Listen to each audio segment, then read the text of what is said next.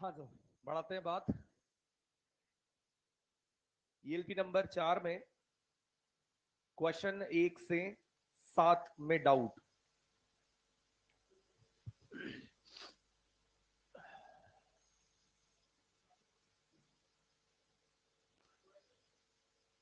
एक से 7 में 8वां। जा तू पानी पी गया।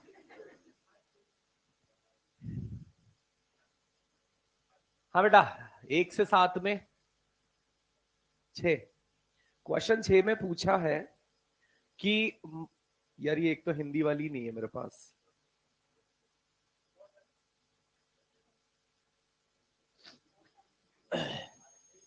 क्वेश्चन 6 में पूछा है इसमें कि बिंदु यहां पर कहीं पर है 0,2,0। वाई घटक है, इसीलिए वाई अक्ष पर बिंदु है। और इस किसी बिंदु पर यहां पर है 3,0,0 और इस वाले बिंदु पर एक बल कार्यरत है एफ सदिश, जिसका परिमाण है 20 और चूंकि एक्स अक्ष की दिशा में है आई कैप। बलागुण बताना है। हम जानते हैं बलागुण बताने के लिए हमें क्या चाहिए, एक तो आर सदिश चाहिए और एक एफ सदिश चाहिए। एफ सदिश तो मेरे पास उपलब्ध है। आर सदिश होता क्या है बेटे? आर सदिश की परिभाषा के लिए हमने सीखा भी था, हमने कहा था कि जिस बिंदु के सापेक्ष बात करनी है और जिस बिंदु पर बल लग रहा है उसको मिलाने वाला सदिश ही आर सदिश है। तो इस आर सदिश को हम यहां पर जहां जिसके सापेक्ष बात करनी है, जिसके सापेक्ष बात करनी है वहां उस सदिश की क्या बनेगी बेटा? टेल। जहां बल लगाया जा रहा है वहां उस सदिश का क्या बनेगा? हेड। तो हेड से टेल के वेक्टर को क्या लिखते हैं? ए पी सदिश। और एपी सदिश पता करना है तो हमेशा हमारी कंडीशन क्या होती है? Final position minus initial position. और फाइनली मतलब टेल होता है प्रारंभ। सदिश का जो टेल होता है वो होता है उस सदिश का प्रारंभ, और सदिश खत्म कहां पर होगा? वो होगा उस सदिश का हेड। तो हेड यहां पर फाइनल पोजीशन है, तो हेड को क्या लिख देंगे बेटा? 3 i कैप। और जहां से प्रारंभ हुए उसे क्या लिख देंगे? 2 j कैप। ये हो गया कौन? R vector. अब आपको उस सारणिक वाला तरीका फॉलो कर लेना है, ठीक है? अरे हाँ भाई, किसी को दिक्कत हो तो फिर भी यहां पर क्या करें, ये बना ले आसपास कहीं पे भी ऐसा, ताकि अपने को समझ आए कि कहां से कहां की बात करनी है, किसके सापेक्ष हम बात करते हैं, किसको घटाते हैं, किसमें से किसको घटाया जाता है। ये चीजें बेहतर समझ में आनी चाहिए, मिस्टेक नहीं होनी चाहिए। आसान है कॉन्सेप्ट और आसान ही बना रहना चाहिए। इसको चाहिए वो तुरंत निकले इसको।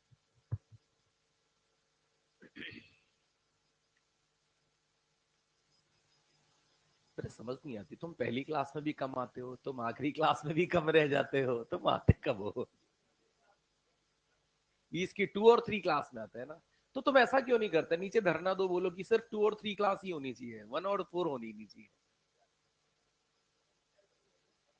हुँ? कोई सुनता ही नहीं है।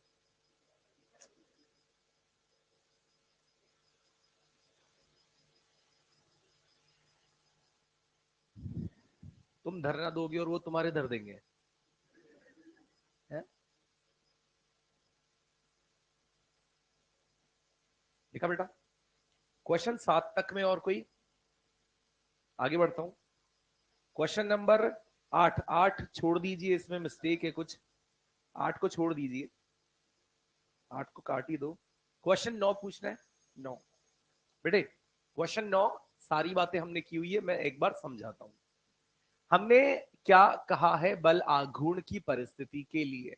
हमने कहा है कि जब कोई यहां पर आर सदिश इस प्रकार से होता है, जब कोई यहां पर एफ सदिश इस प्रकार से होता है, और जब हम बल आघूर्ण की परिभाषा की बात करते हैं तो आर क्रॉस एफ लिखते हैं। इस बल आघूर्ण को अक्षीय सदिश कहा जाता है। अक्षीय सदिश की दिशा ज्ञात करने के लिए हम दाहिने हाथ के अंगूठे का नियम इस्तेमाल करते हैं। हम यहां पर आर सदिश की दिशा में उंगलियां रखते हुए एफ सदिश की दिशा में उंगलियों को मरोड़ते हुए अंगूठे की दिशा की मदद से बताते हैं कि बलागुण किस दिशा में होगा, अक्षीय सदिश तल के लंबवत बाहर है या तल के लंबवत अंदर है। तो इस पूरी ज्ञान की बातों से हमें यह समझ में आ जाता है कि जो अक्षीय सदिश जो बलागुण आएगा वो बलागुण इस आर और एफ के तल के लंबवत आएगा। यानी जो बलागुण है वो सदिश आर के भी लंबवत है और जो बलागुण है वो सदिश एफ के भी लंबवत है। और अगर ये दोनों सदिश एक दूसरे के लंबवत है तो इनका डॉट प्रोडक्ट क्या होगा? 0। इनका भी डॉट प्रोडक्ट क्या होगा? 0। इसीलिए यहां पर ऑप्शन 1 और ऑप्शन 2 सही है। क्वेश्चन 12 तक। क्वेश्चन 13,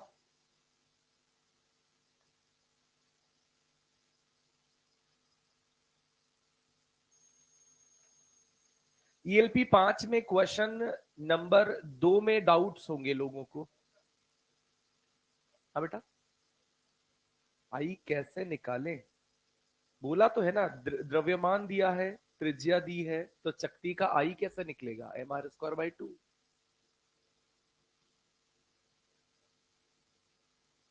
नहीं नहीं नहीं, वैसे इसमें लिखा नहीं है पर इसमें पूरा लिखा होना चाहिए। मैं कुछ करेक्शन है, मैं अपनी तरफ से इसमें करवा देता हूं कि 0.2 मीटर त्रिज्या, पढ़ते जाइएगा, जहां मैं अलग बोलूं वहां उसे लिख लीजिएगा।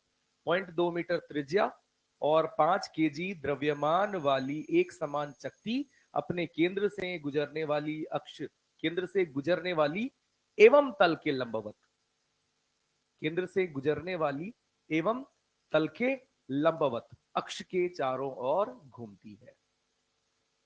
केंद्र से गुजरने वाली एवं तल के लंबवत अक्ष के चारों ओर घूमती है। अब समझ में आ जाएगा बेटा कि कोई अगर यहां पर चकती है और चकती के केंद्र से गुजरने वाली तल के लंबवत अक्ष के परितः अगर जड़त्व गुण की बात होती है तो क्या मान होता है? mr²/2। m कितना दिया हुआ है? 5। r² की अगर अपन बात कर ले तो r² कितना हो जाएगा? 0.04। मैंने 0.2 का स्क्वायर कर दिया। इसे जब गुणा करूंगा तो 20 और 20 को गुणा, ये 0.1 आ जाएगा। सही कर रहा हूं शायद? बोलो। ठीक है। अब यहां से मेरा आई आ चुका है। जो ओमेगा का फलन है बेटे, उस ओमेगा के फलन को देखो, 2 + 6t। जब इसका अवकलन करेंगे तो ओमेगा का अवकलन क्या देता है? अल्फा। कितना आ जाएगा? 6। और यहां पर रिम पर लगने वाला स्पर्श रेखीय बल है। अपन जानते हैं अगर ये वलय इस प्रकार से इस तल में यूं दिखाई दे रही है, अगर यहां पर कोई बल कुछ इस प्रकार से लग भी रहा है बेटा, तो हमने क्या सीखा था कि ओ के सापेक्ष अगर यहां पर ये बल लग रहा है तो इसमें से ये वाला घटक कोई बलागुण का काम नहीं करेगा। जो बलागुण का काम करेगा वो इस टेंजेंशियल या इसी को क्या कहते हैं? स्पर्श रेखीय घटक की बात करते हैं। तो अगर मैं कहूं कि स्पर्श रेखीय बल अगर Ft है और यही मुझे ज्ञात करना है तो बलाघूर्ण यहां पर क्या हो जाएगा बेटा? R और F लंबवत। तो R गुणा F लंबवत, F टेंजेंशियल। और यही बलाघूर्ण को मैं टॉर्क बराबर क्या लिख सकता हूं? I alpha.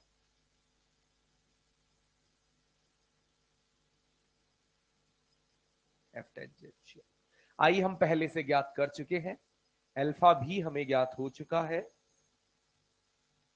R 0.2 हम लिख देंगे, क्या पता लग जाएगा? F टेंजेंशियल पता लग जाएगा। चलिए क्वेश्चन नंबर 5 तक और डाउट? तीसरे में तो कोई दिक्कत नहीं है बेटे। फ्लाई व्हील जिसकी परिभ्रमण त्रिज्या दी है, परिभ्रमण त्रिज्या क्या होती है? के। तो फ्लाई व्हील का अगर मुझे आई निकालना है तो क्या लिखूंगा? mk²। बहुत बढ़िया, mk²। तो m दिया है, k दिया है, mk² किया, आई आ जाएगा। आई के बाद अब यहां पर घूर्णन अक्ष के सापेक्ष 12.5 न्यूटन मीटर। क्या होता है newton metre? Torque. Newton metre की इकाई समझ गए ना, टॉर्क। तो टॉर्क भी दिया है, आई भी दिया है, तो हम टॉर्क और आई का इस्तेमाल करके क्या निकाल लेंगे? अल्फा। नहीं क्या? टॉ बराबर आई अल्फा, अल्फा आ जाएगा। तो t बराबर 5 पर कोणीय वेग निकालने के लिए हम यहां पर क्या करेंगे, गति की समीकरण लगा देंगे, ओमेगा बराबर omega naught plus alpha T. बस इतना पकड़ना है। पांचवे में क्या दुख आ गया बेटा, क्या यहां पर जड़त्व आघूर्ण आई दिया हुआ है, दिया हुआ है। क्या कोणीय त्वरण पूछा गया है, बिल्कुल पूछा गया है। कौन सा फॉर्मूला लगेगा, टाउ बराबर आई अल्फा। तो आई तो दिया हुआ है, अल्फा हमसे पूछा गया है, तो हमारा काम क्या होगा, इस बलागुण को कैलकुलेट करना। अब बलागुण कैलकुलेट करने के लिए ये पहिया बना दिया, पहिए पर बल लगा दिया, तो एक तो यहां बाह्य त्रिज्या R2 पर बल कितना लगाया है, 10। यहां पर कितना लगाया है, 9। तो और एक यहां पर इस जगह पर अंदर वाले इस चकते पर ये लगाया है 12। अब आप देखें बेटा, इस ओ के सापेक्ष ये 12 वाला इसे कैसे घुमाएगा, एंटी क्लॉकवाइज। 10 के सापेक्ष 10 वाला क्लॉकवाइज, 9 वाला भी। तो अपन यहां पर पहले क्लॉकवाइज क्लॉकवाइज को जोड़ लेते हैं। तो क्लॉकवाइज ये यहां से ये दूरी क्या है बेटे, R2। तो 10R2 हो गया क्लॉकवाइज, प्लस 9R2 भी हो गया क्लॉकवाइज, और 12R1 हो गया एंटी क्लॉकवाइज। सबको समेट दूंगा, तो 19R2 माइनस 12R1। R2 का और R1 का मान रख लेना, यहां से आपको टॉर्क पता लग जाएगा। R1 R2 का मान साफ साफ दिया हुआ है, टॉर्क पता लग जाएगा, टॉर्क बराबर आई अल्फा से अल्फा आ जाएगा।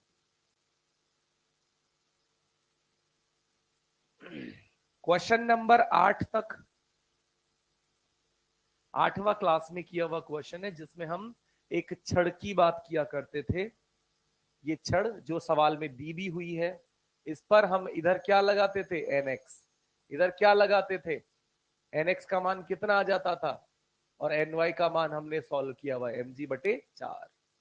यही आंसर है। क्लास नोट्स एक बार खोल के देख लेना।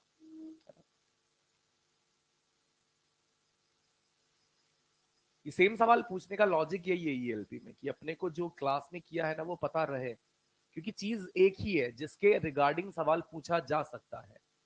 तो प्लीज अगर नहीं आया था तो रिवाइज करना था, कॉपी खोलनी थी, तो वहां से आपको नजर आएगा हमने क्यों क्या, किन परिस्थितियों में nx को 0 किया, ny कैसे फाइंड किया, ये सब एक प्रॉपर तरीके से अपन ने देखा है। अब रिवाइज कीजिएगा, दिक्कत है तो फिर से बात कर सकते हैं अपन। फिलहाल क्वेश्चन 9 से 12 में बात कीजिए।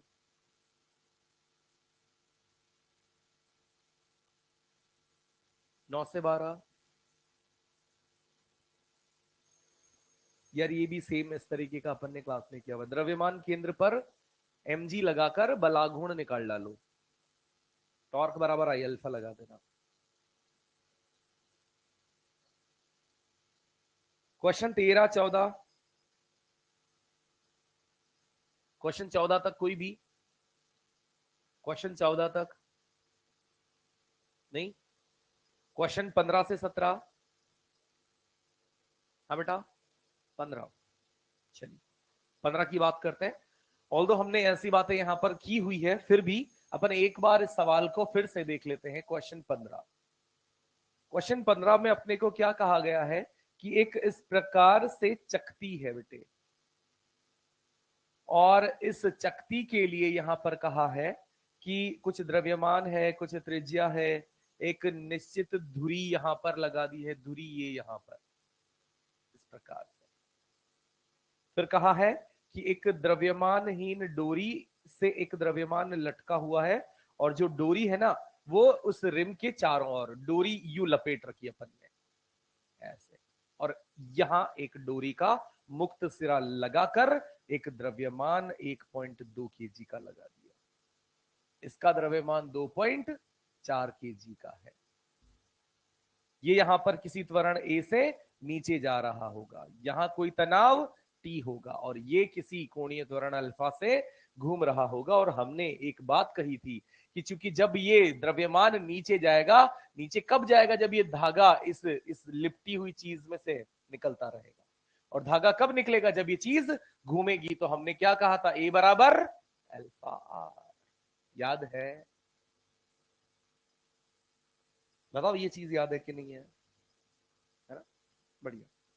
तो अपने को यहां पर डोरी में तनाव पूछा, और आप सब जानते हैं तनाव निकालने के लिए पहले मुझे, और त्वरण का प्यारा सा फॉर्मूला हमने क्या सीखा था, इस पर नीचे क्या लग रहा है, mg, इस पर इधर कोई द्रव्यमान नहीं है, तो क्या हो जाएगा, mg माइनस बटे इसका द्रव्यमान 1.2, इसका द्रव्यमान 0, और रिंग का द्रव्यमान कैसे, डिस्क का द्रव्यमान कैसे, ये डिस्क है, क्या है, डिस्क है, इस डिस्क का द्रव्यमान कैसे लिखा जाता है बेटा, आई बटे आर स्क्वायर।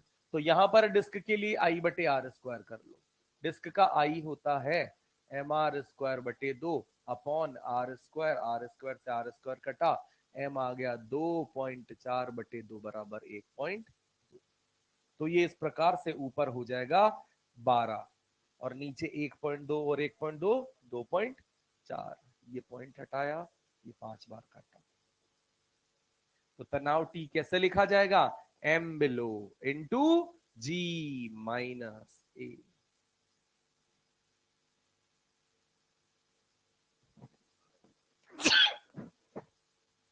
कौन सा बोल रहा है बेटा,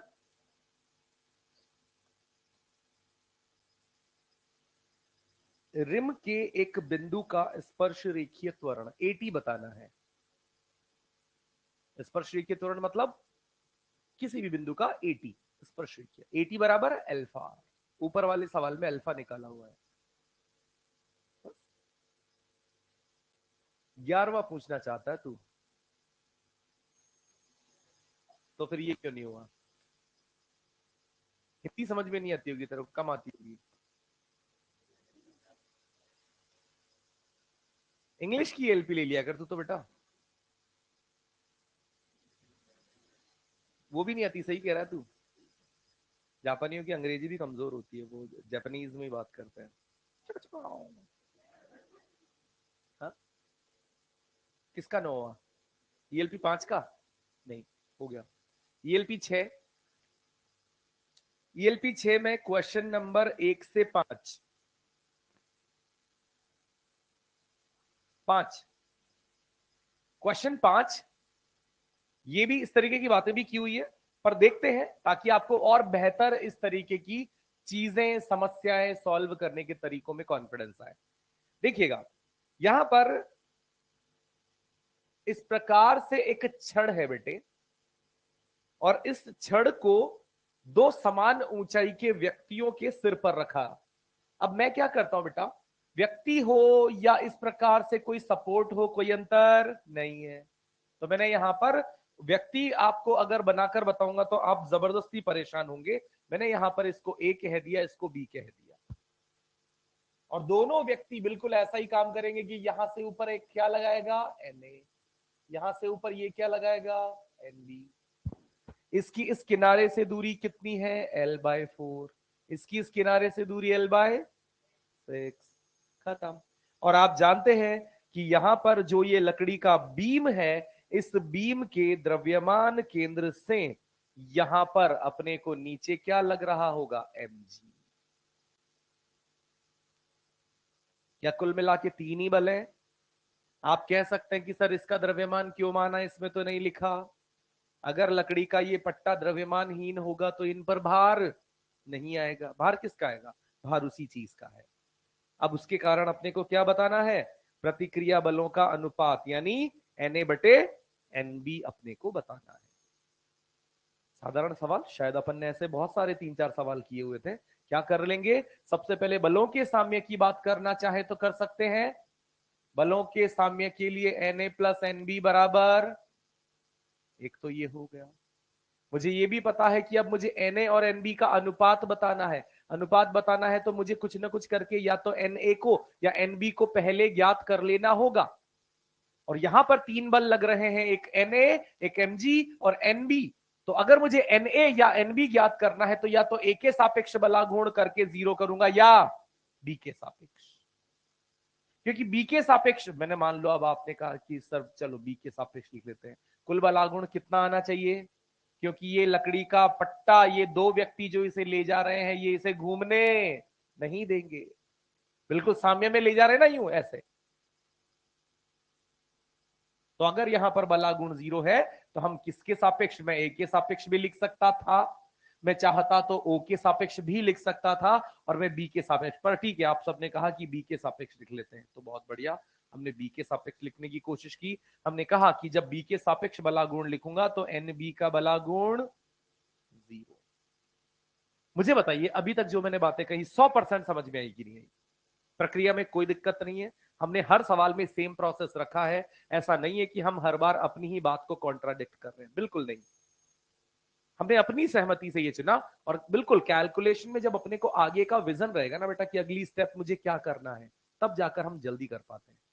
अगर मुझे पता ही नहीं है कि यार अगली स्टेप में मुझे क्या करना पड़ सकता है, तो मैं हमेशा, मेरा पेन धीरे चलेगा, क्योंकि मैं डाउटफुल रहूंगा कि क्या मैं सही कर रहा हूं या मैं गलत कर रहा हूं। ठीक है, इसीलिए कहते हैं कि मतलब कुछ सवाल स्टैंडर्ड जब हम बार बार 2 4 5 6 6 7 बार कर लेते हैं तो अपने आप स्पीड भी बढ़ जाती है, पता भी लग जाता है कि क्या चीज कटेगी, क्या चीज बचेगी, किस तरीके से मेरा आंसर आएगा, मुझे कितना टाइम लग सकता है, वो सारी बातें। तो यहां से एनबी का टॉर्क 0। अब फिर से बात होती है कि एनए, अब इस छड़ पर एनए किधर लग रहा है बेटा, तो ऊपर लग रहा बल इस छड़ को किधर घुमाएगा, क्लॉकवाइज, तो क्लॉकवाइज को क्या लिख दूं, एनए। और जहां से मैं बात कर रहा हूं और जिस बिंदु की दूरी की बात कर रहा हूं, वहां से ये दूरी पता करनी पड़ेगी ना बेटा। अब देखो ये वाला टुकड़ा, ये वाला L/4 L/6 मिला के होते हैं L/3, तो ये दोनों टुकड़े मिलाकर कितने हो गए, L/3, तो ये कितना बचा, 2L/3।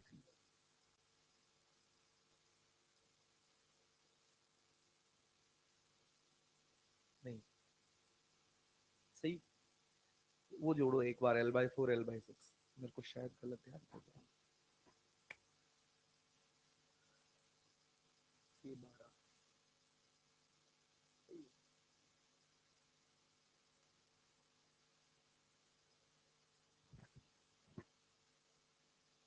ये गलत लिख दिया मैंने। अबे जोड़ नहीं पा रहे क्या L/4 L/6 को, 5L/12 है ना, 5L/12, तो ये घटाकर सही लिखना पड़ेगा, कितना हो जाएगा, 7L/12। अरे 5 तो ये हुआ ना यार, मैं पूछ रहा हूं इसकी, तो ये आपने कहा 5L/12, मैंने इसको घटा के ये लिख दिया, सही लिखा है ना, ठीक है। इसके बाद यहां से यहां की बात जब हम करेंगे तो ये वाला यहां पर टॉर्क कैसा लगेगा, ये लगेगा नीचे की तरफ लाएगा एंटी क्लॉकवाइज, एंटी क्लॉकवाइज, तो प्लस ये हो गया mg, और यहां पर ये यहां से यहां की दूरी L/2 माइनस L/6, ये टोटल L/2 है ना, इसमें से L/6 घटाना है, तब ये बचेगा L/3 बराबर 0। L से L काट देता हूं, ये 4 बार काट देता हूं, तो एन ए बराबर mg, 4mg/7, और Na अगर 4mg/7 है तो Nb जो हो जाएगा वो हो जाएगा 3mg/7, अनुपात लेंगे तो 4/3 आ जाएगा।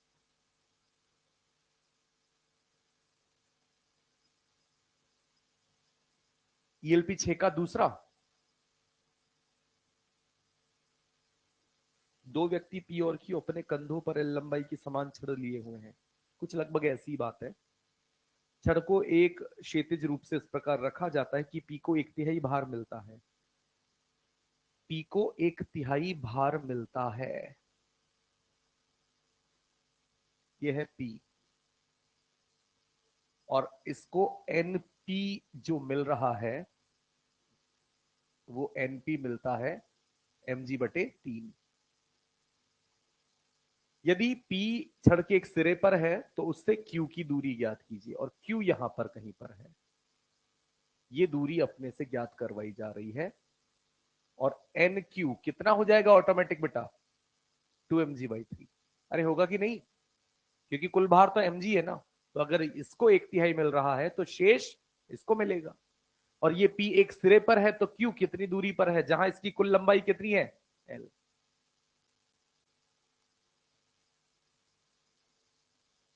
सही, अपने को पता है कि यहां पर इस केंद्र पर क्या लग रहा होगा, नीचे mg, इस बिल्कुल केंद्र पर नीचे mg लग रहा होगा। बल ऑलरेडी मैंने यहां पर mg के साथ ये 1/3 और ये उसका 2/3, इस प्रकार से मैंने बल व्यवस्थित कर लिए हैं। मेरा काम है x निकालना साम्य अवस्था में। x निकालने के लिए मुझे क्या करना पड़ेगा, बलाघूर्ण 0 करना पड़ेगा। किस बिंदु के सापेक्ष लिखूं, या फिर तो मैं p के सापेक्ष लिख लेता हूं। तो p के सापेक्ष टॉर्क नेट बराबर 0 करना है, p के सापेक्ष। और p के सापेक्ष जब 0 करेंगे तो np का 0, ये mg इसे घुमाएगा क्लॉकवाइज, तो -mg गुणा L/2, और ये इसे घुमाएगा एंटी क्लॉकवाइज, तो प्लस NQ मतलब 2mg/3 इंटू x बराबर 0। x आ जाएगा, mg से mg काट देंगे, x का मान यहां पर हो जाएगा 6, 3/4L, 3/4L आ जाएगा, थर्ड वाला।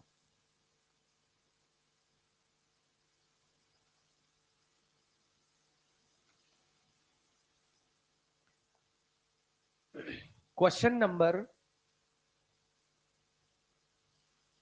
6 तक डाउट, 6 खुद कर लेना यार, ये 6 हो जाएगा भाई।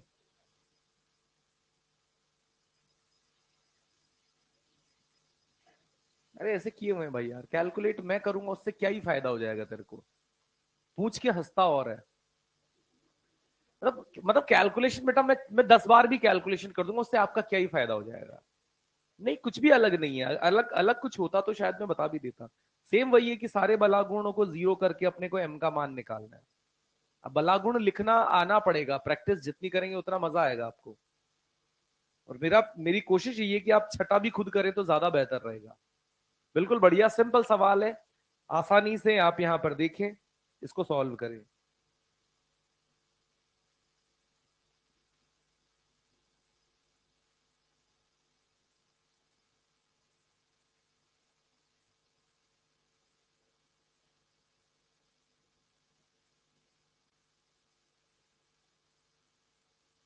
इस क्वेश्चन 6 में किसने किया बेटा? तो मुझे एक बार बताओ कि ये जो छड़ है, छड़, ये बीम जो है, इस बीम का द्रव्यमान माना है या नहीं माना है? नहीं माना, ठीक है। बीम का द्रव्यमान नहीं मानना है, सिर्फ उस बीम के साथ लटके दोनों तरफ द्रव्यमानों को ही इस्तेमाल करना है, बलाघूर्ण शून्य करना है, और अपने को m1 m2 का मान ज्ञात करना है। क्वेश्चन नंबर 7,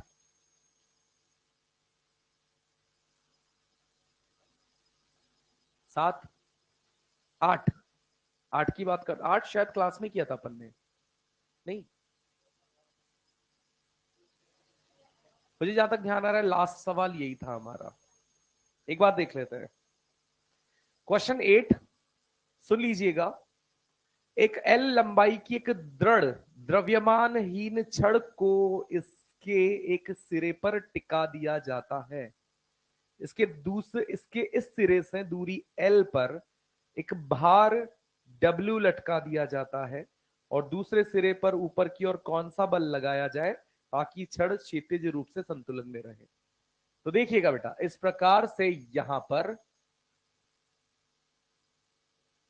यहां तो अपन ने क्या कर दिया बेटा, फिक्स ए पर, और हम सब जानते हैं ए पर फिक्स करने के बाद जब इसे छोड़ेंगे तो किधर जाएगा, नीचे। नीचे नहीं जाएगा क्योंकि ये द्रव्यमानहीन है, परंतु यहां पर नीचे क्या लगाया जा रहा है, डब्ल्यू। अब किधर जाएगा, नीचे। समझे बात? पहले अगर डब्ल्यू नहीं था तो यहां छड़ कैसी थी, द्रव्यमानहीन छड़ पर गुरुत्वीय बल नहीं लगेगा। क्यों लगेगा, गुरुत्वीय बल m होगा तो लगेगा। इसीलिए अब W लगाने के बाद अब ये इधर जाएगी, और इसे रोकने के लिए किधर बल लगाना पड़ेगा, ऊपर। ताकि इतना बलागुण उत्पन्न हो जाए कि इसका बलागुण और इसका बलागुण क्या हो जाए, कैंसिल हो जाए, कुल बलागुण 0 हो जाए। तो कितना बल लगा यहां, P। कितनी दूरी पर, L दूरी पर। ये वाली दूरी कितनी है, छोटा L। पूछा क्या है,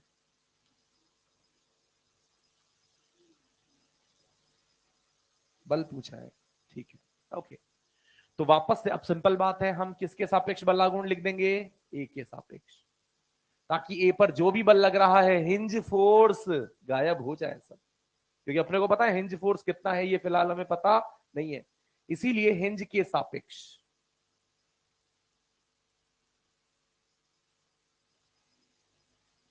और हिंज के सापेक्ष हम लिख देंगे टॉर्क नेट बराबर 0। तो यहां ये तो 0 हो गया। डब्ल्यू का टॉर्क कैसा घुमाएगा, क्लॉकवाइज, तो -W × L। पी का टॉर्क एंटी क्लॉकवाइज, तो +P × कैपिटल L। और कोई बल नहीं है, बराबर 0। आ गया, ये तो कठिन का है। क्वेश्चन 9 भी पूछोगे फिर तो तुम। हाँ हाँ भाई, पहले झंडा ऊपर करके खड़ा था। बढ़िया सवाल है यार, होने चाहिए ऐसे। क्वेश्चन 9, इसमें क्या कहा गया है कि एक 15 kg द्रव्यमान और 5 मीटर लंबाई की एक छड़ को चित्रानुसार दिखाया गया है और हल्की रस्सी की सहायता से स्थिर रखा गया है। जैसे ये शब्द पढ़ते हैं स्थिर रखा गया है, इसका मतलब निकाय साम्यावस्था में है, स्थानांतरी साम्य भी है और घूर्णन साम्य भी है। कुल बल भी 0 कर सकता हूं और कुल बल आघूर्ण भी 0 करूंगा। मेरा उद्देश्य यहां पर टी तनाव ज्ञात करना है। तो सबसे पहले तो मैं यहां पर इस प्रकार से दिखाई गई छड़ बना लेता हूं। जो अक्ष दिखाई गई है उस अक्ष को बना लेता हूं। इसके द्रव्यमान केंद्र पर नीचे क्या लगा देता हूं, mg लगा देता हूं। और छड़ के इस किनारे से इधर क्या लगा दूं बेटा, टी। सही कर रहा हूं, इसके अलावा कोई बल नहीं है। समझ में आई बात। इस रस्सी की मदद से ही तो अपन इसको नीचे नहीं आने दे रहे, रोक लिया अपन ने इस रस्सी की मदद से। हाँ, अब कुछ बातें यहां पर एक्स्ट्रा दी हुई है, वो ये है कि ये वाली भुजा कितनी दे दी, 3 मीटर दे दी।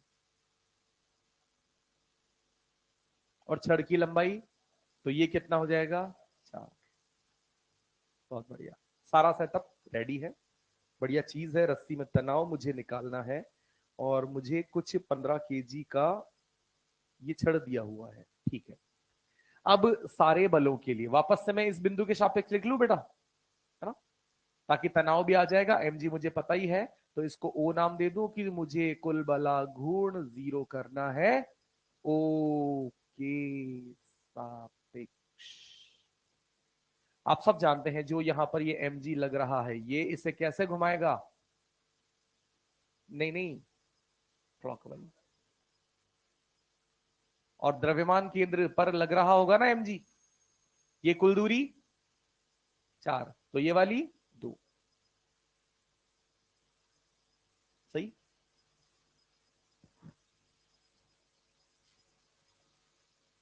और ये लंबवत दूरी 3,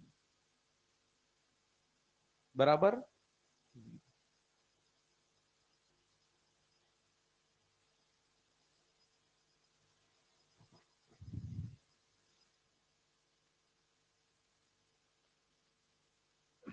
सही है मसला।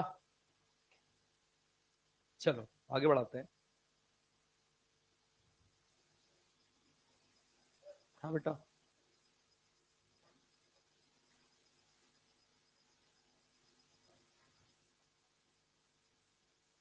तो आगे पढ़ लेते हैं। सबसे पहले हमने कल जो शुरुआत की थी, मुझे एक बात आप नोट्स खोले तुरंत, और एक बात ये फटाफट से बता दे कि अक्ष के सापेक्ष बलाघूर्ण निकालने के लिए हमने क्या किया था। तुरंत एक हेडिंग हमने लिखा था, किसी अक्ष के सापेक्ष बलाघूर्ण। तुरंत निकालें सब नोट्स में, ढूंढो जल्दी से। अक्ष के सापेक्ष बलाघूर्ण।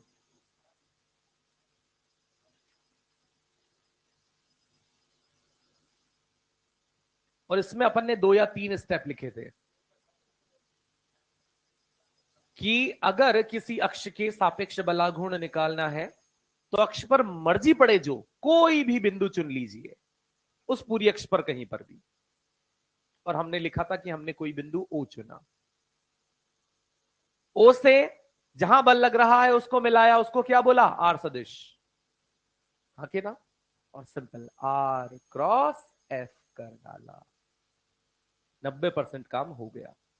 आर क्रॉस एफ करने के बाद फिर हमने क्या किया, जो भी बलागुण आया है उस बलागुण का अक्ष के अनुदिश घटक ले लिया।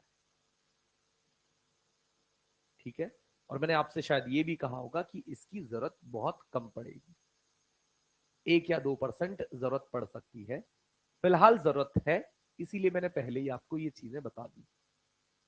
ठीक है, जब भी जरूरत पड़े इस चीज को ध्यान में रखना, जब भी किसी अक्ष के सापेक्ष बलागुण पूछा जाए तो शायद इन तीनों पॉइंट्स पर विचार जरूर कर लेना। ठीक है, मैं फिलहाल आगे बढ़ रहा हूं, आ जाइए, बिल्कुल आगे आ जाइए जहां पर अपन बात कर रहे थे, और मुझे आखिरी सवाल बता दीजिए हमने कौन सा किया था।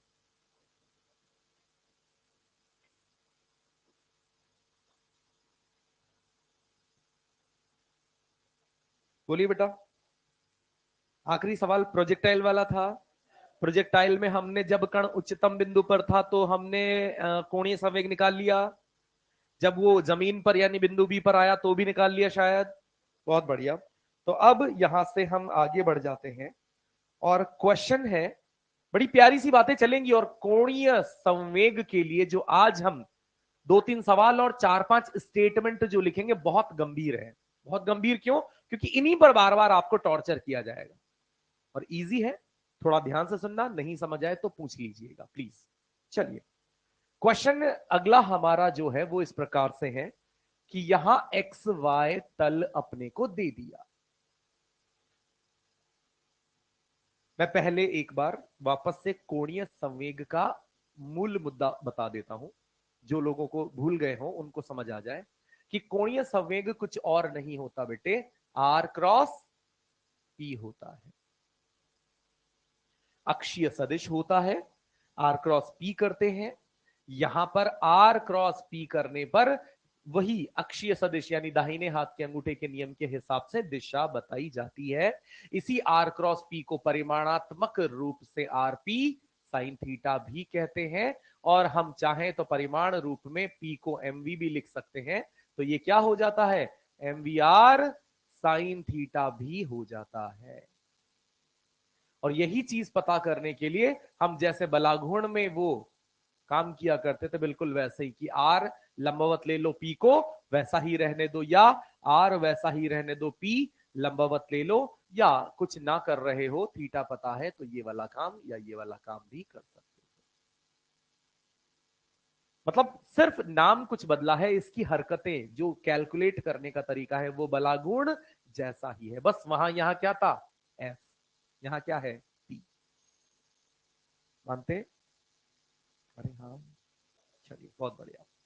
तो हम अब अपने मुद्दे पर आ जाते हैं, और सवाल यहां से क्या है, सवाल है एक्स वाई तल है, यहां कोई एक बिंदु है, इस बिंदु के निर्देशांक है 0,4, और यहां से एक कण क्षैतिज एक्स अक्ष के समांतर 3 मीटर प्रति सेकंड से गतिशील है, और जो कण है उसका मास m है।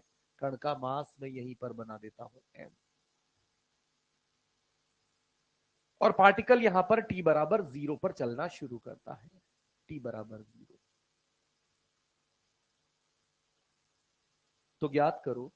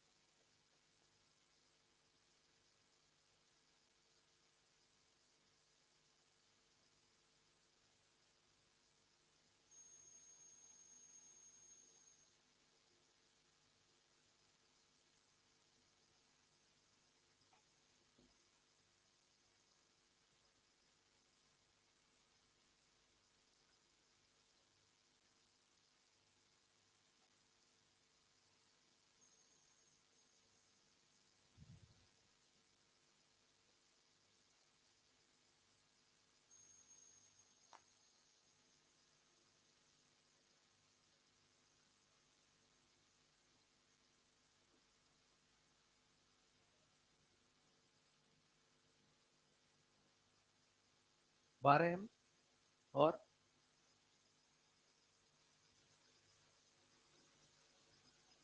दोनों का।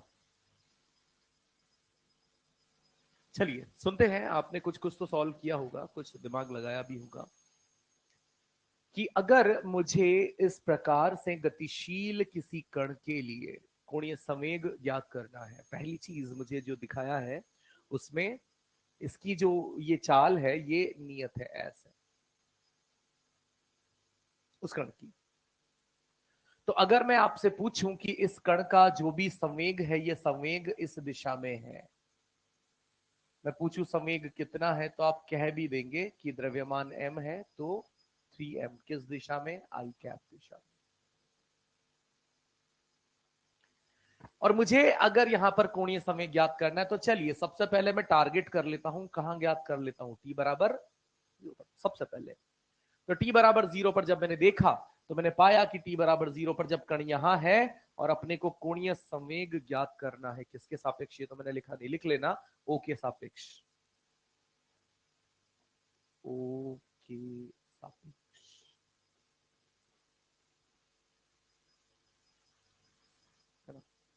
तो चलिए o के सापेक्ष अगर अपन को कोणीय संवेग ज्ञात करना है तो हमने क्या देखा कि ये क्या संवेग की क्रिया रेखा है बेटा, संवेग इसी रेखा के अनुदिश दिखाया गया है ना।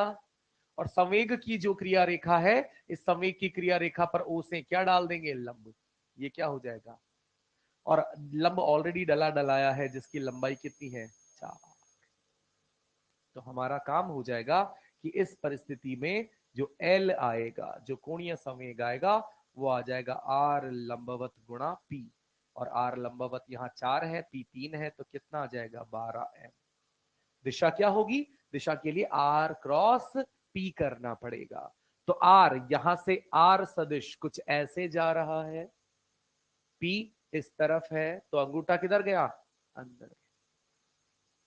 हाँ के ना, फिर से देखो ओ के सापेक्ष, तो ये पेन आर, तो मैंने उंगलियां रख ली आर की दिशा में, ये पेन अभी पी, तो आर से पी की दिशा में जैसे ही मैंने इन उंगलियों को मरोड़ा, अंगूठा गया अंदर, और वहीं से मुझे पता लग गया माइनस के कैप।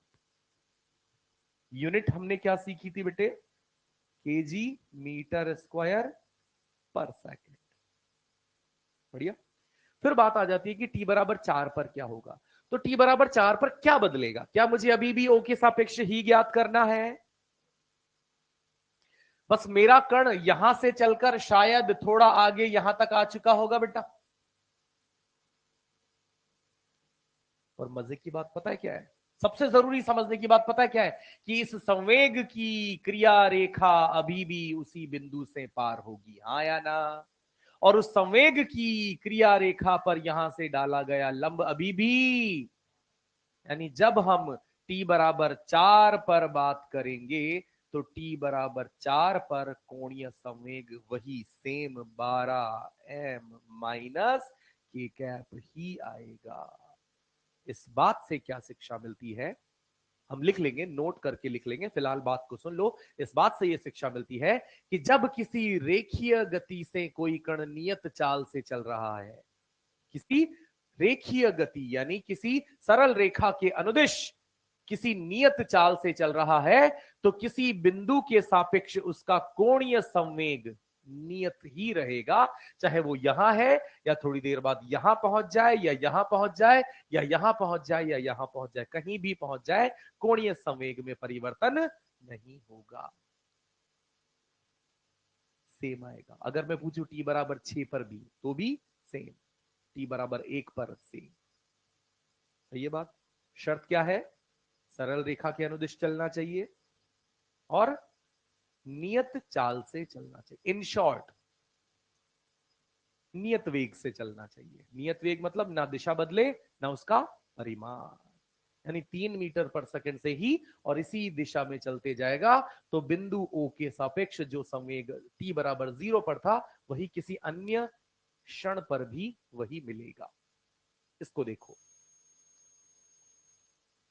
इसमें भी मैंने वही बात कही है कि सरल रेखा के अनुदिश, हाँ फिलहाल सरल रेखा एक्स अक्ष के समांतर नहीं है, कुछ ऐसी है, जानते हैं ना, y बराबर x प्लस 5 को। अरे हाँ, और इस रेखा के अनुदिश कण गतिशील है। ओ के सापेक्ष अपने को कोणीय संवेग ज्ञात करना है, और कण जिस गति से चल रहा है वो दिया हुआ है, और कण का द्रव्यमान दिया हुआ है। एक बार कोशिश करें।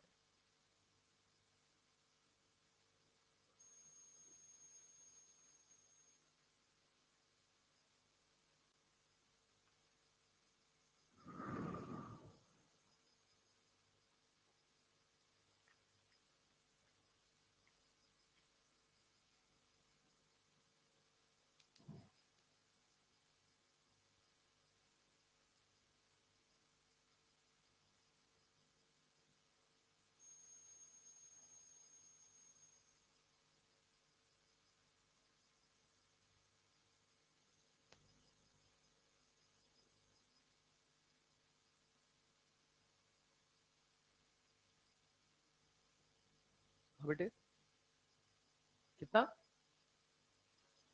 2/100, 100/√2। एक मिनट मैं चेक कर लेता हूं।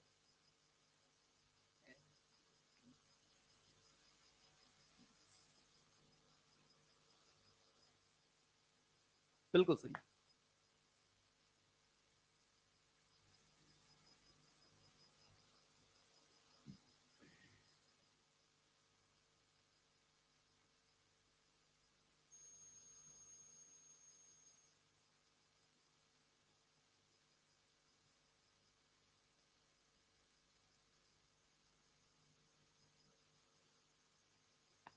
क्या बोल रहे हो?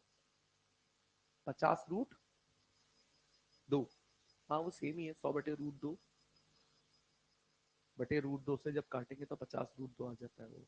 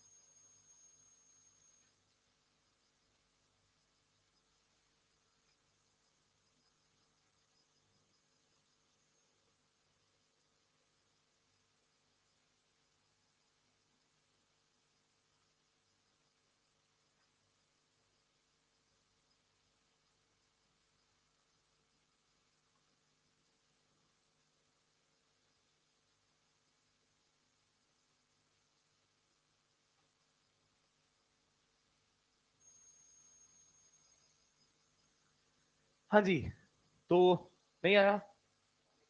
ध्यान से देखो, ध्यान से देखो, यहां पर हमसे क्या कहा गया कि कण किस रेखा के अनुदिश गतिशील है, और वो रेखा आप सब लोगों को दिख रही होगी, ये रही। इसी रेखा के अनुदिश कण जब गतिशील है किसी नियत चाल से, हाँ के ना? एक सरल रेखा के अनुदिश जब नियत चाल से चल रहा होगा कण, तो हमने क्या सीखा पिछले क्वेश्चंस में? हमने सीखा कि इस परिस्थिति में कोणीय संवेग कण कहीं भी हो उससे कोई फर्क नहीं पड़ेगा, कोणीय संवेग का मान क्या आएगा? सेम। हाँ के ना? तो हमने बिल्कुल उसी परिस्थिति को देखते हुए कहा कि कण जब इस दिशा में गतिशील है तो बस मेरा काम यह है कि जो भी उस कण की गति की रेखा है, जो भी उस कण की गति की रेखा है, उस रेखा पर जिसके सापेक्ष कोणीय संवेग निकालना है, वहां से क्या डालना है? लंब। और उसी लंब वाली दूरी को उस रेखीय संवेग पी से क्या करना है? गुणा। हाँ के ना? यही सेम काम यहां पर हम करेंगे और कहेंगे कि ये जो संवेग वाली रेखा है, मुझे बता दें कि रेखीय संवेग कितना आएगा। तो आप कहेंगे रेखीय संवेग का परिमाण होता है एम वी। क्या होता है? एम कितना है, वी कितना है, तो एम वी कितना हो गया, और बस मुझे यहां पर इसको किससे गुणा करना है, आर लंबवत से। और आर लंबवत किसके सापेक्ष, ओ के सापेक्ष।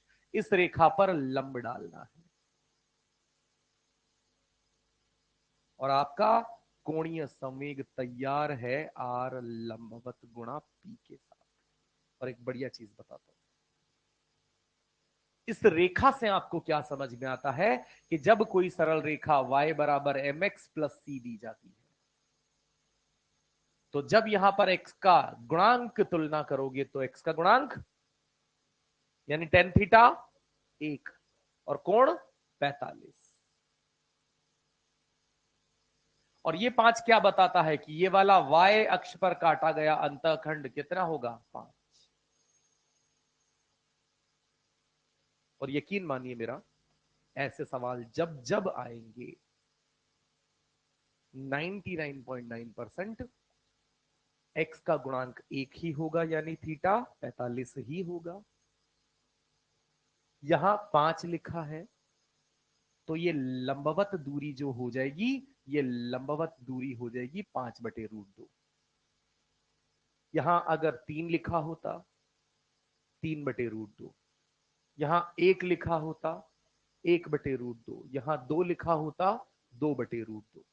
समझ रहे बात को? अरे हाँ, तो कुल मिलाकर हमारा काम बहुत आसान हो गया। आर लंबवत मैंने यहां क्या देखा, 5। मैंने एक्स का गुणांक कितना देखा, 1, तो आर लंबवत कितना लिख दिया, 5/√2। और पी बराबर एम वी, एम वी कितना 20, गुणा किया तो 100/√2।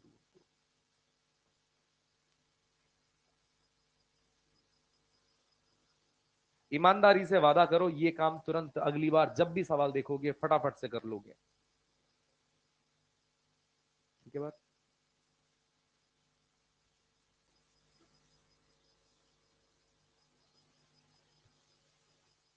हाँ, अभी अभी बताते हैं, पहले कुछ पॉइंट लिखेंगे, सवाल को बाद में करेंगे।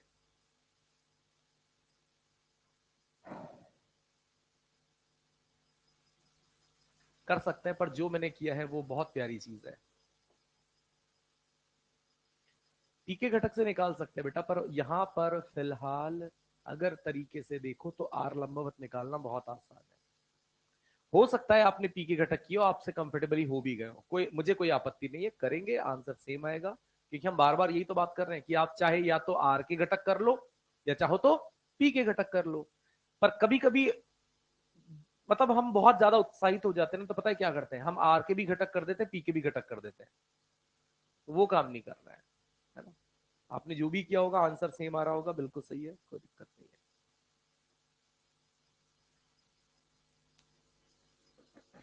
बढ़े आगे, तो नोट नंबर 1 लिखो।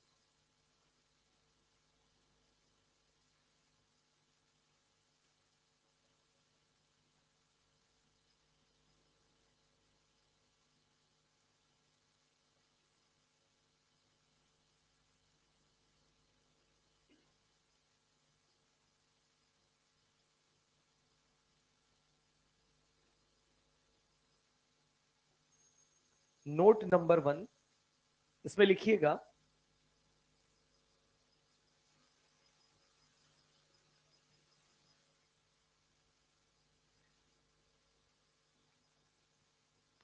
जब संवेग की क्रिया रेखा, जब संवेग की क्रिया रेखा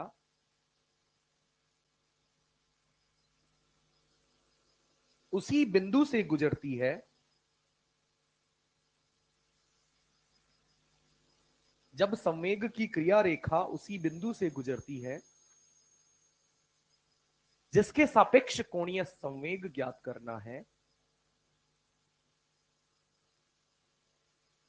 जिसके सापेक्ष कोणीय संवेग ज्ञात करना है,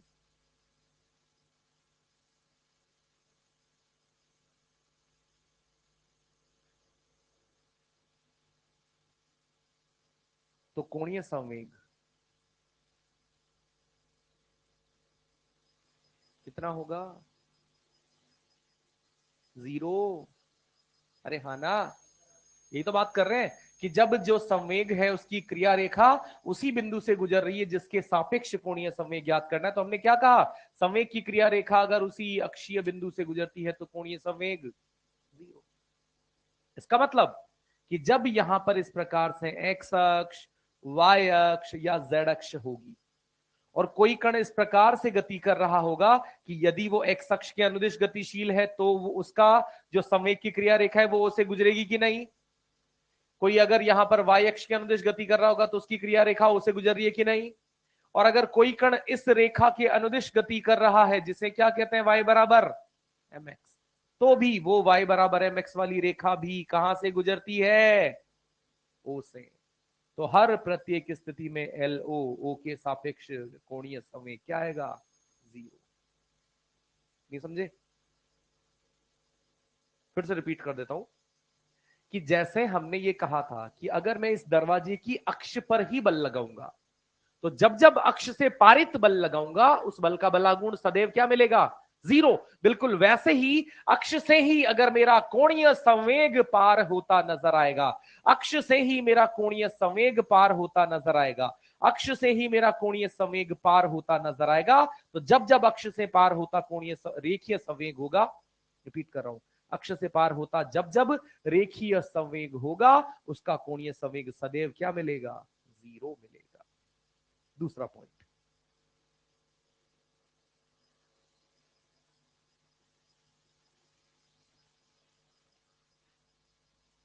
कि जब जब रेखीय दिशा में नियत चाल से चलता कोई कण होगा तो ओ के सापेक्ष उसका कोणीय संवेग जो आएगा वो क्या आएगा, कांस्टेंट।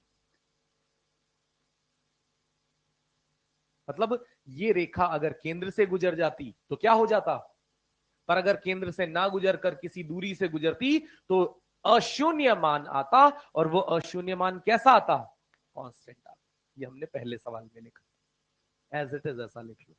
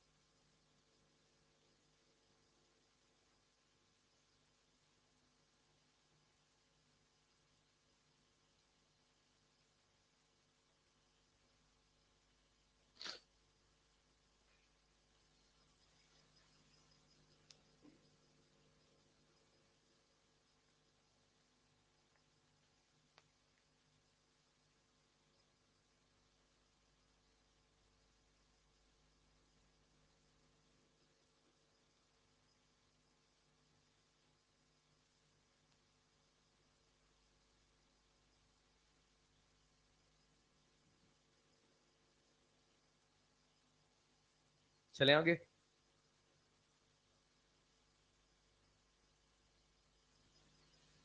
इस सवाल पर हमारी बात थी और इस सवाल में हमने क्या कहा, ये एक कण ए है, ये बिंदु के निर्देशांक दे दिए और इस कण का इस दिशा में चलता हुआ वेग v दे दिया और कण का द्रव्यमान m दे दिया। ये वाला यहां पर कण b है यहां से, और इस कण b का यहां o से पारित स्थिति बता दी है। कण b जो है इसका द्रव्यमान यहां पर m दे दिया और इसका वेग 2v दे दिया, और यहां पर ये कण c है, इस कण C का द्रव्यमान 2m दे दिया और वेग v दे दिया।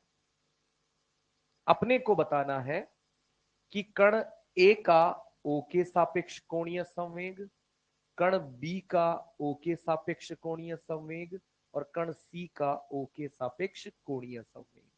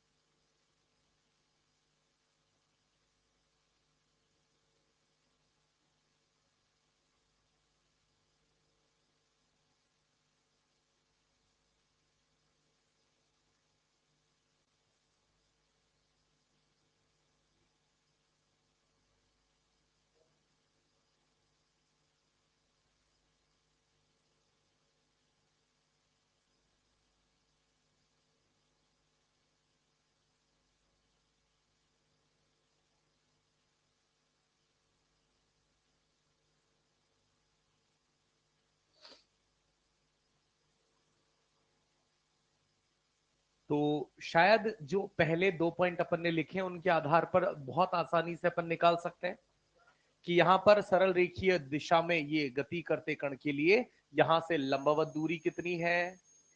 तो जब हम ए के लिए बात करेंगे तो क्या आ जाएगा, एम वी ए। बी वाला बिंदु उसी ओ के ओ से पारित संवेग के साथ गतिशील है, तो इसका क्या हो जाएगा, इस वाले के लिए यहां जब ये गतिशील है तो यहां से लंबवत दूरी कितनी, तो क्या हो जाएगा 4 MVA। दिशा की बात कर लेंगे तो जो 0 है उसके लिए तो दिक्कत ही नहीं है। पहले तो यहां ए के लिए बात कर लो, R क्रॉस P क्लॉकवाइज यानी -K। इसके लिए बात कर लेंगे R cross P K plus K।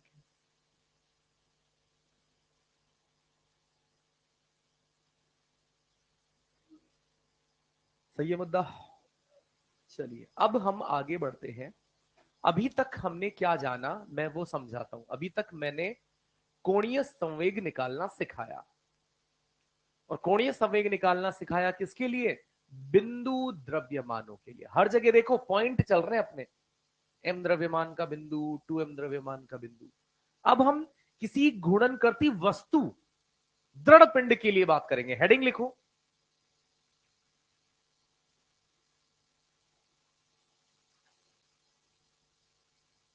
घूर्णन करती घूर्णन करते दृढ़ पिंड के लिए, घूर्णन करते दृढ़ पिंड के लिए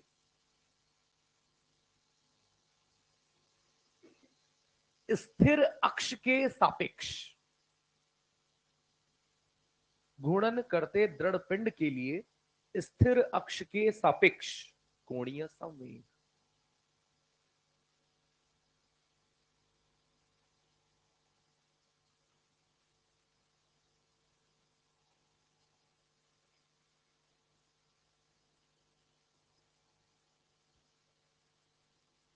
और सिंपल सी बात, P बराबर होता है, P क्या है, रेखीय संवेग। तो मैं अब रेखीय के बजाय क्या लिख रहा हूं, कोणीय संवेग। P M के बराबर और V के बराबर, तो L बराबर I ओमेगा। और I क्या होगा, जिस भी अक्ष के सापेक्ष आप L पूछना चाहते हैं उसी अक्ष के सापेक्ष उसका जड़त्वाघूर्ण, उसी अक्ष के सापेक्ष उसका ओमेगा, तो उसी अक्ष के सापेक्ष आपको उस वस्तु का क्या भी मिल जाएगा, एल भी मिल जाएगा। सिंपल है, कुछ नहीं, कुछ कोई बड़ी बात नहीं है, एल बराबर आई ओमेगा, है ना। जैसे सवालों पर बात कर लेते हैं।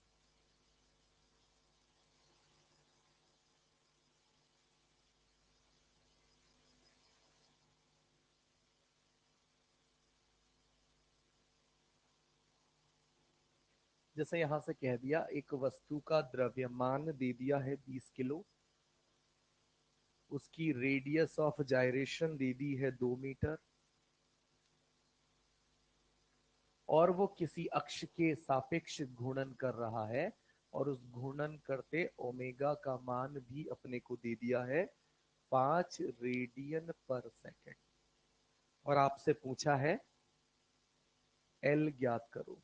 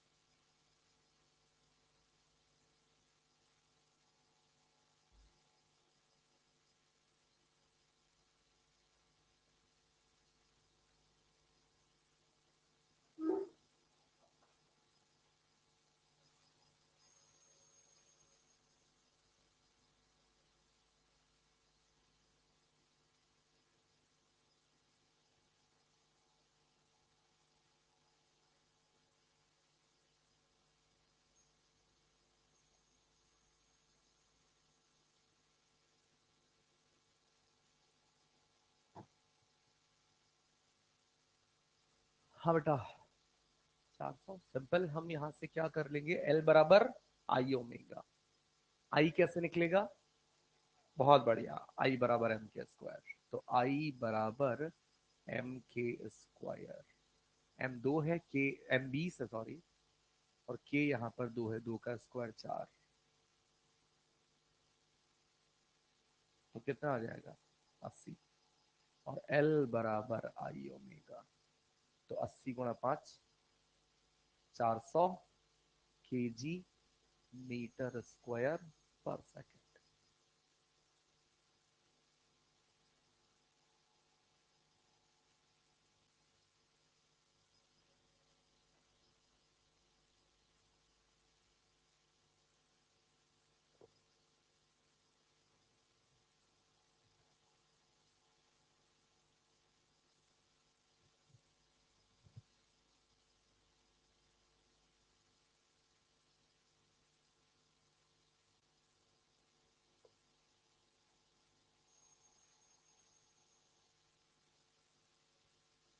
बाकी लोग क्या आ रहा है, 7/2 एम आर स्क्वायर ओमेगा, है ना। क्योंकि इस निकाय में सब कुछ बता दिया, दो बिंदु द्रव्यमान बता दिए, एक शक्ति बता दी। आपने सिंपल पहले आई कैलकुलेट करना है। आई कैलकुलेट करना हमारे लिए कोई बड़ी बात नहीं है। मैं अभी भी, मुझसे कल ही बात हुई है, दो चार लोग ये कह रहे हैं सर आई की कैलकुलेशन, ये भाई भी बोल रहा था सर जड़त्वागुण को रिवाइज करा दो। बेटा जड़त्वागुण मैं कितना भी रिवाइज करा दूं नहीं होगा, जब तक आप बैठकर उससे 20 25 30 सवाल नहीं करोगे, फॉर्मूलों को बार बार अपनी जरूरत के मुताबिक समय देकर रिकॉल नहीं करोगे, तब तक आप भूलोगे। और जब तक भूलोगे, सवाल में जरूरत पड़ी, आप भूले, आपको कॉन्फिडेंस नहीं आएगा। तो बैठना है शांति से, चीजों को जितना बेहतर हो सके बार बार याद करना है, काम वही आएगा। बिल्कुल वैसे ही मैं आपसे फिर से रिक्वेस्ट करूंगा कि सेंटर ऑफ मास कोशिश करें, जितनी बॉडीज हमने लिखी थी हर बॉडी के सेंटर ऑफ मास के निर्देशांक और उसका फॉर्मूला पता होना चाहिए। तो समय देना पड़ेगा चीजों को, और जितना बेहतर चीजें याद रहेंगी सवाल आने पर उनको उतना जल्दी अपन रिकॉल करेंगे। जितना बेहतर चीजें याद आएगी सवालों में मजा आएगा। तो यहां पर आई, और आई के लिए हमने क्या कहा, डिस्क। डिस्क के लिए क्या होता है बेटा, एम आर स्क्वायर बाय 2। अब वो बिंदु द्रव्यमान है तो, और ये वाला, तो इस प्रकार से 3 और ये 5 6 7, 7 एम आर स्क्वायर बाई 2। और कुछ भी नहीं करना, एल बराबर आई ओमेगा, तो यहां से गुणा कर दो।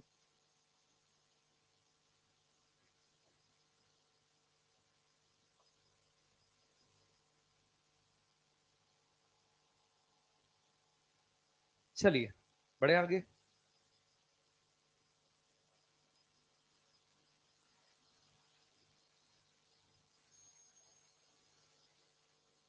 पता है आपको आवेग क्या होता था, इम्पल्स। और क्या कहते थे आवेग को, कि आवेग हो जाएगा कि जब एक बड़ा बल किसी अल्प समय अंतराल के लिए लगता है, और उसके कारण जो संवेग में परिवर्तन होता है, वही संवेग में परिवर्तन क्या कहलाता है, आवेग। बिल्कुल स्मूथ परिभाषा, क्या कहा हमने, जब एक तुलनात्मक रूप से बड़ा बल किसी अल्प समय अंतराल के लिए लगकर उसमें संवेग में जब परिवर्तन करता है, तो वही हुआ संवेग में परिवर्तन ही आवेग कहलाता है। तो अगर मैं यहां पर कहता हूं कोणीय आवेग,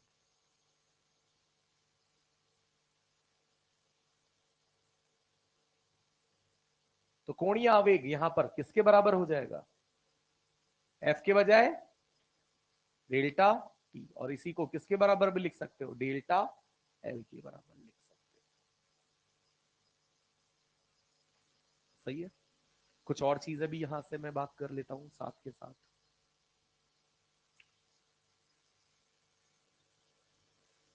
या चलो समय सवाल आने पर ही बात करेंगे, फिलहाल इसका सवाल अपन ले लेते हैं।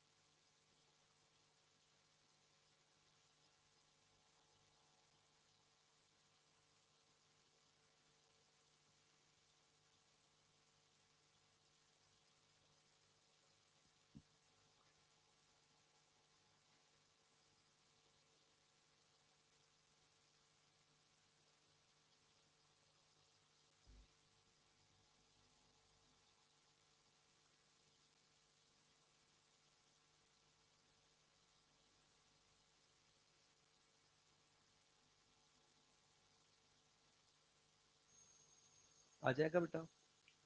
सिंपल सी बात है, ज्यादा कोई बड़ी बात है भी नहीं। वहां न्यूटन्स लॉ में भी आसान ही बात रहती थी, आवेग निकालना इतना कोई बड़ा काम होता भी नहीं है।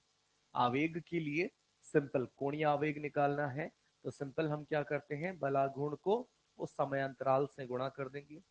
बलाघूर्ण कितना है, कितना 200, और समय कितना है 0.2, तो कितना आ जाएगा 40, और आवेग है संवेग है केजी मीटर स्क्वायर प्रति सेकंड। फिर पूछा अंतिम कोणीय चाल, तो हम सब जानते हैं यही कोणीय आवेग किसके बराबर होता है, यही कोणीय आवेग डेल्टा एल के बराबर होता है ना।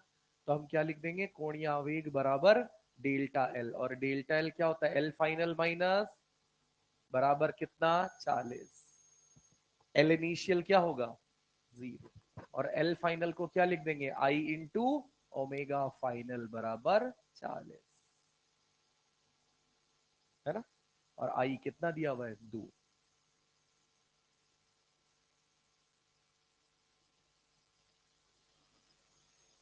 बीस रेडियन पर सेकेंड। बताइए,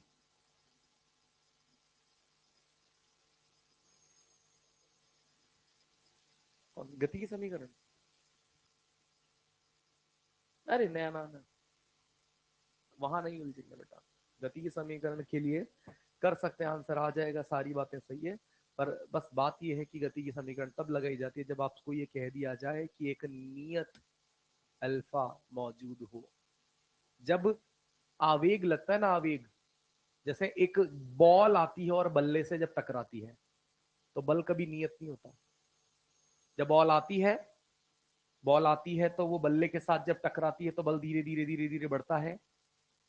फिर जब बॉल टकरा के दूर जाने लगती है तो बल धीरे धीरे धीरे धीरे घटता है।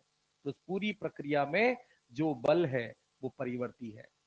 तो बलागुण भी, सॉरी, जो त्वरण होगा वो भी परिवर्ती होगा, और त्वरण परिवर्तित है तो गति की समीकरण नहीं लगती है।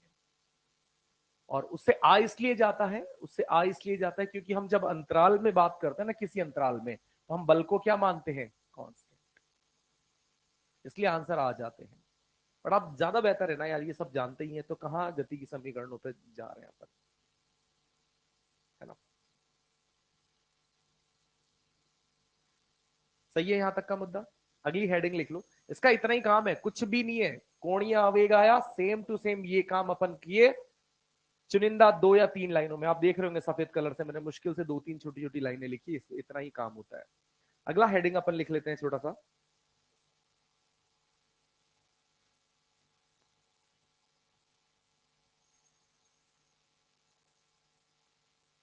शुद्ध घूर्णन गति में, शुद्ध घूर्णन गति में किसी वस्तु की गतिज ऊर्जा,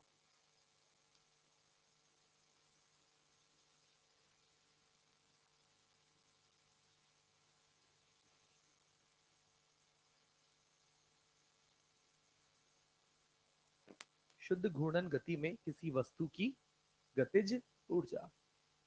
और देखिएगा बेटा, जब हम रेखीय गति की बात करते थे तो उस शुद्ध रेखीय गति में किसी कण की गतिज ऊर्जा को क्या लिखते थे। अब यहां पर जब हम घूर्णन गति की बात करेंगे और घूर्णन गति के लिए गतिज ऊर्जा की बात करेंगे तो हम क्या लिखेंगे, हाफ अपनी जगह मास के बजाय और वी के बजाय ओमेगा। हम यहां पर यह भी जानते हैं कि L is equal to I omega. आपको शायद मैं एक बात बताऊं कि इसी चीज को जब हम P बराबर एम वी का इस्तेमाल करके लिखते थे तो पी स्क्वायर बटे 2m लिखते थे कि नहीं। तो जब हम यहां पर घूर्णन गति में बात करेंगे, L बराबर आई ओमेगा लिखेंगे, तो यही गतिज ऊर्जा जिसको आपने लिखा है हाफ आई ओमेगा स्क्वायर, यही सेम क्या हो जाएगी, L स्क्वायर बटे 2i। देखो बेटा, P की बजाय L, M के बजाय I। संतुष्ट है इस बात से। याद रखने में कोई कठिनाई नहीं होनी चाहिए। मेरी बातों को फिर से ध्यान से समझिएगा। मैंने कहा कि अगर मुझसे अब आगे भी बातें होंगी, हम जो रोलिंग तक अब आगे गतिज ऊर्जा की बहुत बातें होंगी, गतिज ऊर्जा के फॉर्मूले की बहुत बार हम डिस्कशन करेंगे। तो सबसे पहले तो एक शब्द यहां पर ये याद रखो, मैंने कहा शुद्ध घूर्णन गति। यानी मैं चाहता हूं कि जो भी हमारी वस्तु है, पंखा, ये पंखा जब घूमता है तो ये सिर्फ सिर्फ और सिर्फ घूर्णन गति करता है। तो शुद्ध घूर्णन गति की स्थिति में अगर मैं पूछूं कि पंखे के पास क्या गतिज ऊर्जा है, तो आप कहेंगे है। कौन सी? घूर्णन। इसके लिए, इसको ज्ञात करने के लिए हम पंखे का क्या निकालेंगे? आई। और पंखे से पंखे का पूछेंगे ओमेगा, और लिख देंगे हाफ आई ओमेगा स्क्वायर। फिर दूसरी चीज हमने पे क्या समझी कि वही सेम चीज एल स्क्वायर बटे 2आई से भी लिखी जाती है। बड़ी प्यारी सी चीज एक और मत बताता हूं कि जब हम छोटे प्रतिशत परिवर्तनों की बात करते थे, छोटे नहीं, बड़े परिवर्तनों के लिए,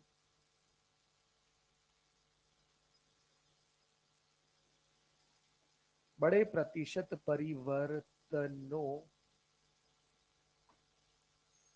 के लिए हम क्या कहते थे? सुनना, percentage change in kinetic energy. Kinetic energy P square by 2m, और इसके लिए होता था formula P final minus P initial का होल स्क्वायर माइनस 1 गुणा 100। और परसेंटेज चेंज इन मोमेंटम के लिए होता था अंडर रूट के फाइनल अपॉन के इनिशियल माइनस 1 गुणा 100। जिसको नहीं याद है वो मेरी रिक्वेस्ट रहेगी, बेटा जाके नोट्स एक बार पलट लेना। अब यही सेम काम, यही सेम टू सेम बातें हम किसके लिए करेंगे? घूर्णन गति के लिए।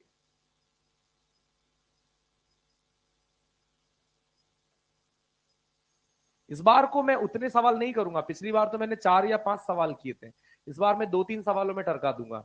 बस बात वही सेम रहेगी, percentage change in rotational kinetic energy. RKE का मतलब है रोटेशनल काइनेटिक एनर्जी, और ये क्या हो जाएगा बेटा? एल फाइनल एल इनिशियल का माइनस 1 गुणा 100, और percentage change in linear, sorry angular momentum, और ये क्या हो जाएगा? रूट अंडर आर के ई फाइनल अपॉन आर के ई इनिशियल माइनस 1 गुणा 100। आप चाहे तो ये नहीं भी लिखेंगे तो भी चलेगा, आप ये जरूर लिखें, या दोनों लिख लेते तो आपको ही थोड़ा सा तुलना करना आसान रहेगा। इसके सवाल अगली क्लास में अपन करेंगे। होमवर्क में बता देता हूँ।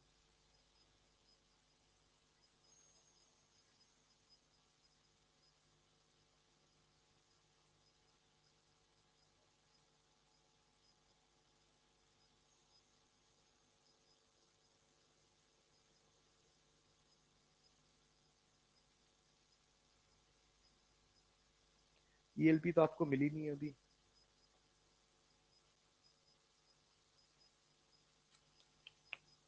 मॉड्यूल दे दो।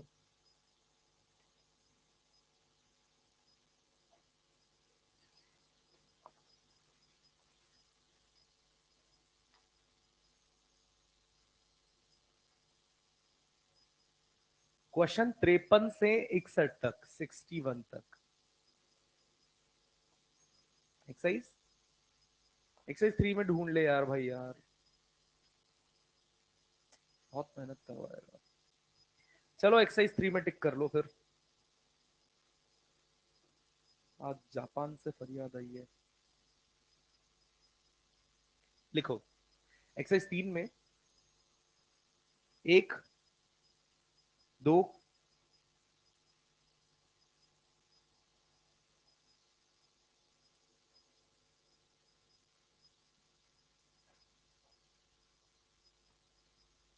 क्वेश्चन 4 और 4 पे स्टार लगाना, मतलब अच्छा सवाल है, इसको ध्यान से देखना। 5,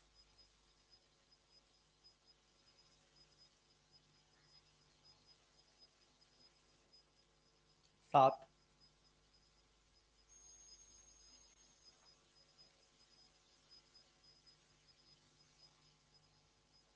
9, अरे मत बोल भाई,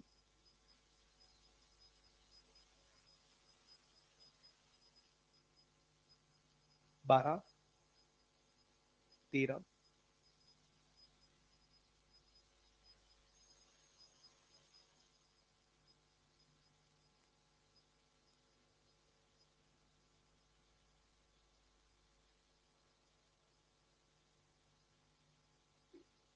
16,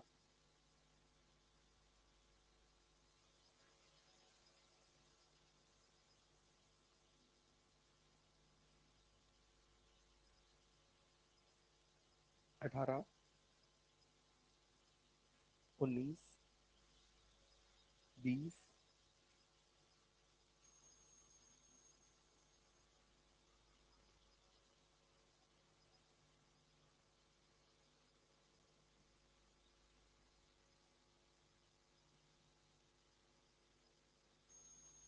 20,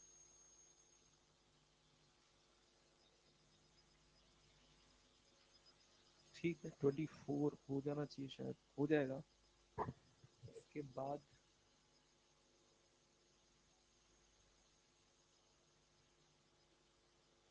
28, 28, 30, 31, 33।